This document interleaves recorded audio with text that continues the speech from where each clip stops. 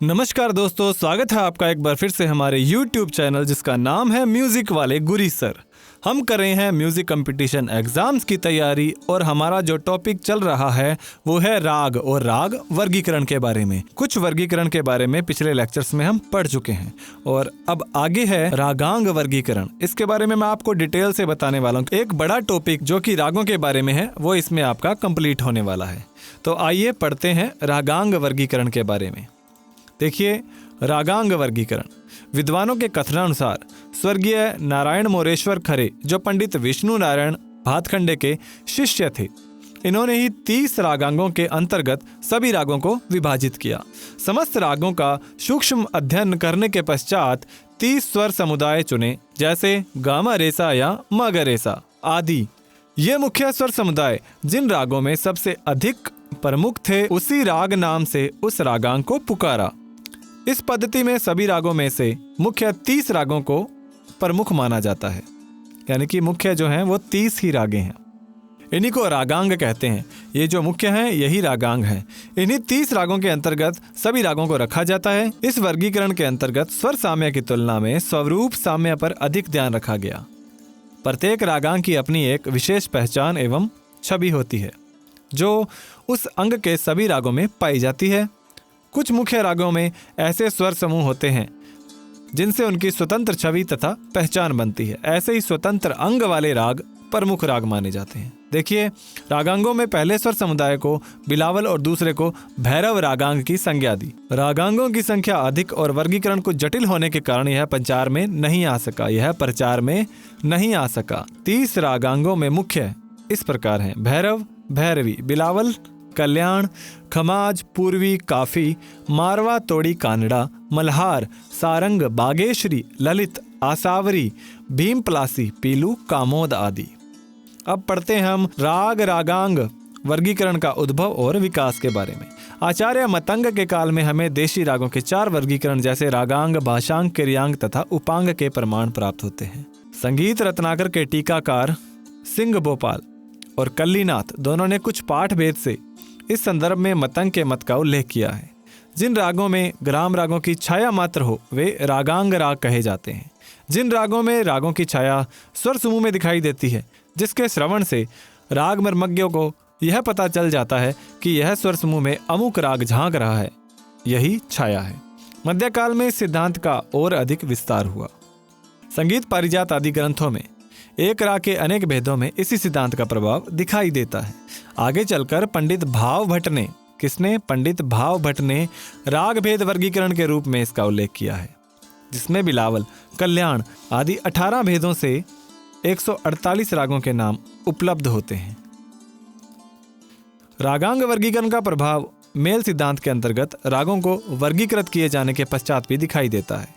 पंडित भातखंडे एक मेल के अंतर्गत अनेक रागांगों का समावेश करते हैं। मेल राग वर्गीकरण पद्धति भी इस वर्गीकरण का प्रबल प्रभाव है। मेल राग वर्गीकरण पद्धति है, उसमें भी इस वर्गीकरण का प्रभाव दिखाई देता है।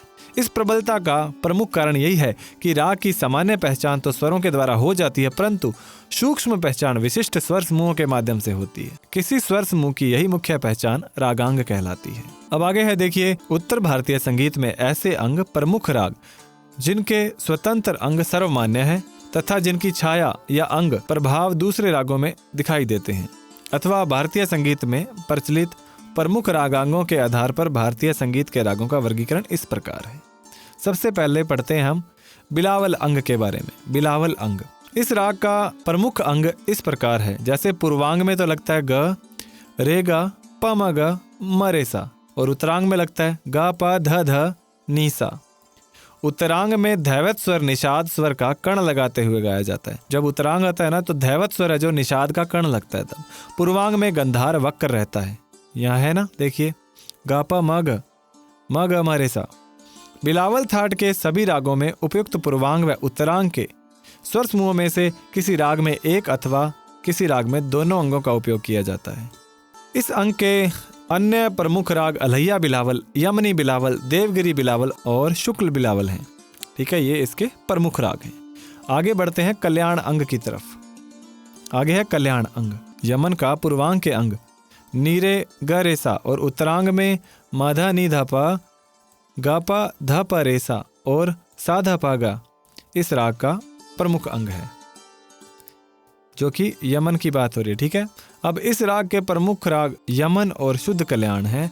इस अंग के अन्य प्रमुख रागों में पूरिया कल्याण, यमन कल्याण, जैत कल्याण, श्याम कल्याण आदि आते हैं। अब देखिए काफी अंग। काफी अंग, काफी अंग भारतीय संगीत का प्रमुख थाट है। काफी अंग का काफी प्रमुख राग है, यानी काफी थाट का काफी प्रमुख राग है। काफी राग के प्रमुख अंग इस प्रकार हैं: म प ध म ग रे सा, रे गा म ग रे गा रे सा, सारे गा गा म पा। काफी राग जो है ना वो देखिए, जब सा सा रे रे गा गा म पा पा, ये इसकी पकड़ में आपको दिखाई देगा तो इस स्वर समूह से सहज ही पहचान में आ जाता है। काफी अंग के अन्य प्रमुख रागों में सैंधवी या सिंदूरा, बरवा, मिश्र काफी और पीलू आदि हैं। इस अंग के प्रमुख रागों में से काफी, धनाश्री, कानड़ा, मल्हार और सारंग, इन 5 अंगों को रखा गया है। अब आता है जी धनाश्री अंग। और थोड़ा आप भी ध्यान रखिएगा, कई बार क्या होता है कि टाइपिंग करवाते या करते समय क्या होता है, कोई स्वर कोमल करना अर्थात विकृत करना वगैरह रह जाता है, तो आप ध्यान रखिएगा, थोड़ा आप भी थोड़ा इस चीज पे खोज कर लीजिएगा। धनाश्री अंग मूलतः काफी थाट का राग है। धनाश्री जो है मूलतः काफी थाट का राग है।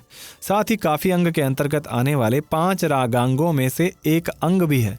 इसके आरोह में ऋषभ और धैवत स्वर वर्ज्य है, अतः इसकी जाति औडव संपूर्ण है। इस राग में सागा की संगति से राग स्पष्ट हो जाता है। भीमपलासी एवं धनाश्री समप्राकृतिक राग है, परंतु भीमपलासी में मध्यम तथा धनाश्री में पंचम स्वर का अधिक प्रयोग किया जाता है। इसी भेद से इन रागों की पहचान अलग अलग हो जाती है। इस राग का आरोह सागा म प नी सा और अवरोह सा नी धा प म ग रे सा है। धनाश्री अंग के मुख्य रागों में भीमपलासी, हंस की कणी, पट्टदीप की धानी और पट्टदीप आदि का नाम प्रमुख है। धनाश्री राग के प्रमुख अंग इस प्रकार हैं: सा नी सा ग रे सा, गा म प नी ध प म ध प म प ग, सा गा म प ग रे सा। इसको गाकर आप जरूर देखिएगा। फिर आता है जी सारंग अंग। वृंदावनी सारंग का प्रमुख अंग पूर्वांक उत्तरांग में इस प्रकार है: सा नी सारे, रे म प म रे नी सा। सारंग का प्रमुख राग वृंदावनी सारंग को माना जाता है। सारंग अंग के प्रमुख रागों में वृंदावनी सारंग, मधुमाद सारंग, शुद्ध सारंग, सामंत सारंग, मियाँ की सारंग। फिर आता है जी कानड़ा अंग। श्रीपाद बंदोपाध्याय के अनुसार कानड़ा अंग में नीपा संगति ही इस अंग की पहचान मानी जाती है। कानड़ा अंग का प्रमुख स्वर समूह नीपा सागा म रे सा।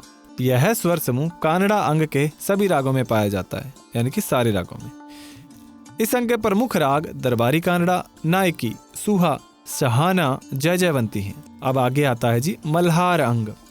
इस अंग के प्रमुख राग शुद्ध मल्हार, मेघ मल्हार, मियाँ मल्हार हैं तथा इन तीनों की छाया से मल्हार के अनेक प्रकार बनते हैं। शुद्ध मल्हार पारिजात मल्हार या मेल के नाम से वर्णित है। संभवतः प्राचीन मल्हार को सुरक्षित रखने की दृष्टि से मल्हार के साथ शुद्ध शब्द लगाया गया हो, इसलिए उसको कहते हैं शुद्ध मल्हार, है ना। शुद्ध मल्हार का ग नी वर्जित ओडव का रूप बहुत कम प्रचलित है, परंतु इसका प्रमुख स्वर समूह अंग इस प्रकार है: रे मा पा म नी मा पा नी धा नी सा। ये प्रमुख अंग है। आगे आता है जी खमाज अंग। खमाज अंग विनायक नारायण पटवर्धन के अनुसार खमाज राग का प्रमुख अंग गामा पा धा नी धा पा ध ग म ग है।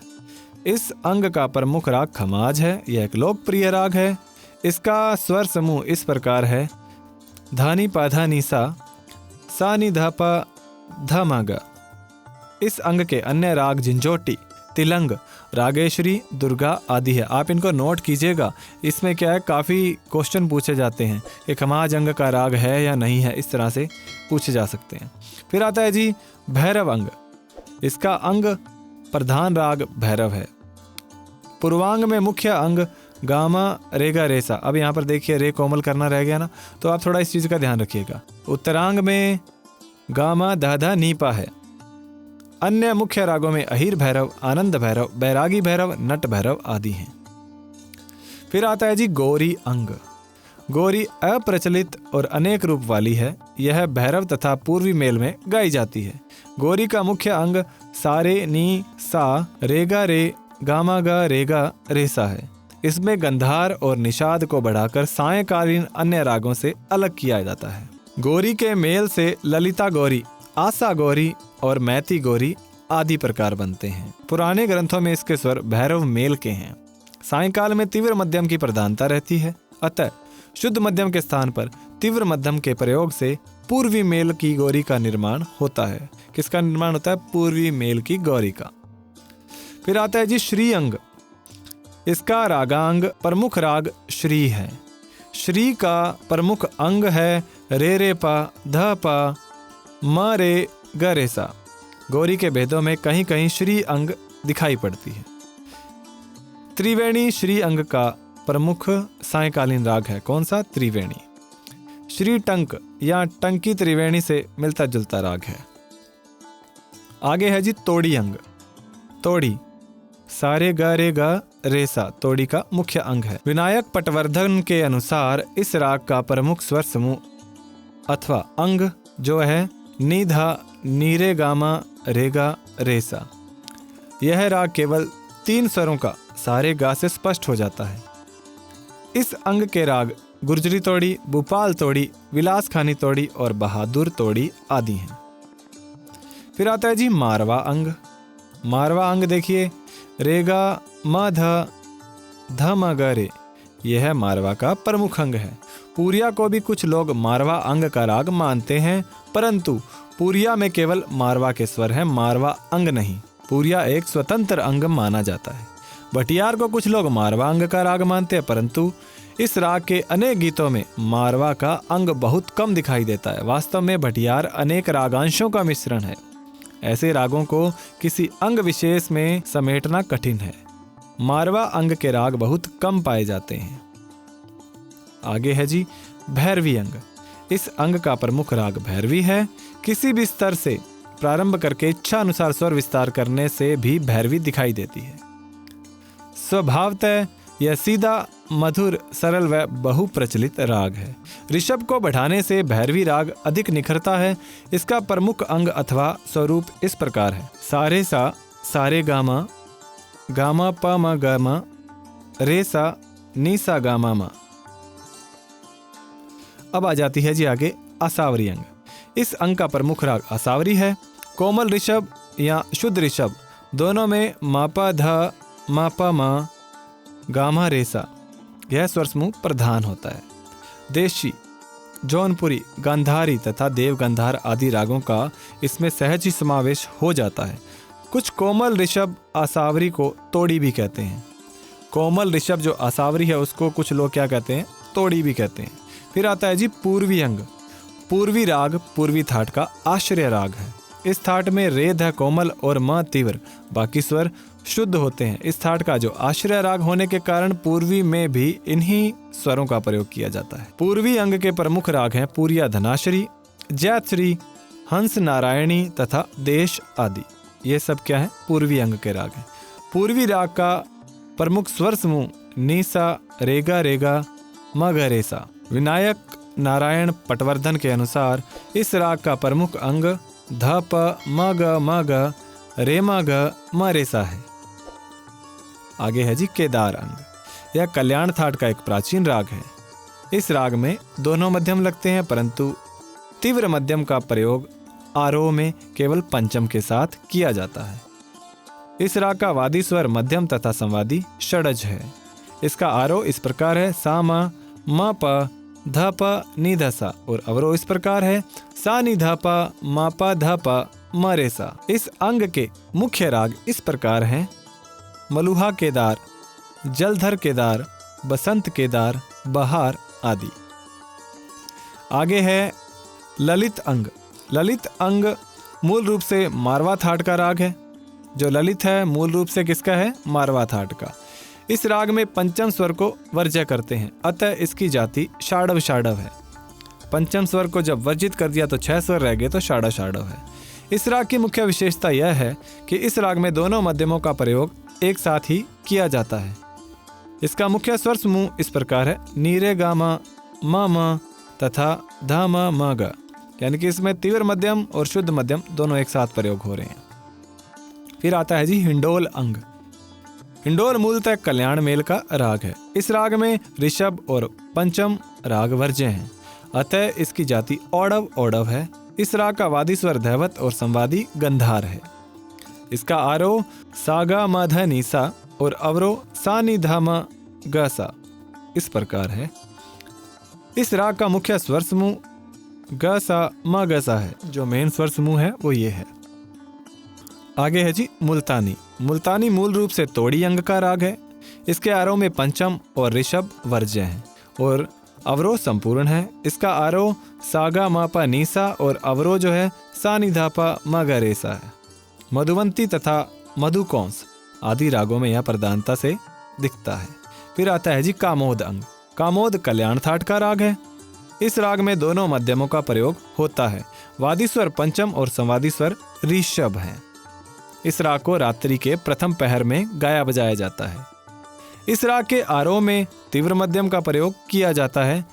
आरोह में गंधार का वक्र प्रयोग किया जाता है। इस राग के अंग में रे पा की संगति वैचित्र्यपूर्ण एवं रंजकता से युक्त होती है। इस अंग का जो मुख्य स्वर समूह है वो है सा म रे पा। आगे आ जाइए बिहाग अंग। बिहाग बिलावल थाट का राग है। गंधार स्वर इस राग में मंदर तथा अंश स्वर माना जाता है। इस राग में व्यवहार में दोनों मध्यमों का प्रयोग किया जाता है। इस राग में निषाद स्वर का लगा वैचित्र्यपूर्ण एवं रागवाचक है। आजकल यह राग एक स्वतंत्र अंग के रूप में जाना जाता है। इस अंग के मुख्य राग सावनी, बिहागड़ा, नट विहाग, पट विहाग आदि हैं। फिर है जी जय जयवंती। जय जयवंती खमाज थाट का राग है। इस राग का वादी स्वर ऋषभ तथा संवादी धैवत है। इसको रात्रि के द्वितीय पहर में गाया बजाया जाता है। इसमें दोनों गंधारों और दोनों निषादों का प्रयोग किया जाता है। पंडित भातखंडे का मानना है यह राग सोरठ और देश अंगों से युक्त है। यह राग भी अपनी विशिष्टता के कारण आज स्वतंत्र अंग के रूप में माना जाता है। इस राग का मुख्य अंग अथवा स्वर समूह रेगा रेसा साधा नीरे ये है इसका मुख्य अंग। फिर है देश अंग। यह खमाज थाट का राग है। इसमें दोनों निषाद शेष स्वर शुद्ध लगते हैं। इसमें दोनों निषाद और शेष स्वर शुद्ध लगते हैं। इस राग के आरोह में गंधार और धैवत वर्ज्य है। वादी ऋषभ और संवादी पंचम है। इस राग को रात्रि के द्वितीय पहर में गाते हैं। इसका जो मुख्य अंग और जहाँ स्वर समूह इसका जो है रेमा पा निधा पा पाधा मागा रे गसा ये इसका मुख्य अंग है, स्वर समूह है। आगे आ जाइए जोग अंग। जोग काफी थाट का राग है। इस राग में दोनों गंधार युक्त होते हैं। निषाद कोमल तथा ऋषभ और धैवत स्वर वर्ज्य हैं। इसमें निषाद जो कोमल है रे धा वर्जित है। इस राग के आरोह में शुद्ध और अवरोह में कोमल गंधार का प्रयोग किया जाता है। इस राग पर कई रागों की छाया सहज ही आने लगती है, अतः इस राग को सावधानी पूर्वक गाना अपेक्षित है। इस राग का मुख्य स्वर समूह अंग जो है वो देखिए ग म प नि सा नि प म ग म प ग सा नि सा ग म प सा नी सा ग है। इस अंग के मुख्य राग मालकौंस, जोग कौंस, कौंसी कानड़ा और मधुकौंस आदि है। इस प्रकार अन्य ऐसे राग हैं जो अपनी वैशिष्ट्य के कारण विशिष्ट अंग के रूप में जाने जाते हैं, जैसे सोरठ, अंश व पहाड़ी आदि। किंतु नारायण मोरेश्वर खरे ने केवल 26 रागांगों के आधार पर ही रागों का वर्गीकरण किया था। बाकी के ये कुछ अंग अपनी विशिष्टता के कारण ही प्रचार में आ गए। अतः आधुनिक काल में उपरोक्त लगभग 30 रागांग प्रचार में हैं। वास्तविकता तो यह है कि राग की रचना जब किसी अंग विशेष को लेकर की जाती है तो ऐसे रागों को किसी अंग में रखा जा सकता है, किंतु जब राग की रचना का आधार अंग प्रधान न होकर स्वर प्रधान होता है तब ऐसे रागों को किसी अंग विशेष के दायरे में रखना कठिन होता है। रागों को प्रधानतः शुद्ध, अंग प्रधान व स्वर प्रधान इन 3 वर्गों में विभाजित किया जा सकता है। शुद्ध, छायालग व संकीर्ण वर्गीकरण इसी दृष्टि से किया गया मालूम होता है। वर्तमान समय में इस वर्गीकरण को थाट राग वर्गीकरण के समकक्ष ही मान्यता प्राप्त हो चुकी है। प्राचीन संगीत में जाति राग तथा ग्राम राग तीनों का प्रचार था। ईस्वी 6वीं शताब्दी के बाद भारतीय संगीत में विभिन्न भाषाओं अर्थात स्थानीय शैलियों का विकास होने लगा। पंडित शारंगदेव ने अपने समय में प्रचलित रागों का विभाजन 10 भागों में किया। राग वर्गीकरण की पद्धतियां समय समय पर प्रचलित रहीं, जैसे राग रागनी वर्गीकरण, मेल राग वर्गीकरण, राग रागांग वर्गीकरण। रागों का निम्नानुसार वर्गीकरण भी मध्य युग में पाया जाता है: शुद्ध राग, छायालग राग और संकीर्ण राग। राग का जैसा स्वरमय रूप है वैसा ही भावमय रूप भी है। इसी भावमयता को लेकर राग रागिनियों के विभिन्न ध्यान तथा रागमाला नामक चित्रों का निर्माण किया गया। तो यहाँ हमारा ये टॉपिक होता है क्लियर। उम्मीद करता हूँ आपको ये लेक्चर समझ में आया होगा। इसके जो और पार्ट्स हैं जो वर्गीकरण के, वो आगे के पार्ट्स में आते रहेंगे। आपको वीडियो अच्छी लगे तो वीडियो को लाइक कीजिएगा, चैनल को जरूर सब्सक्राइब कीजिएगा, अपने दोस्तों के साथ में शेयर कीजिएगा। PDF में इसको प्राप्त करना चाहते हैं तो हमारे जो टेलीग्राम चैनल, उसका लिंक डिस्क्रिप्शन में है, उससे हमारे साथ जुड़ सकते हैं, जिसका नाम भी है म्यूजिक वाले गुरी सर। तो मिलते हैं नेक्स्ट लेक्चर में, तब तक पढ़ते रहिए, बढ़ते रहिए। जय हिंद, जय भारत।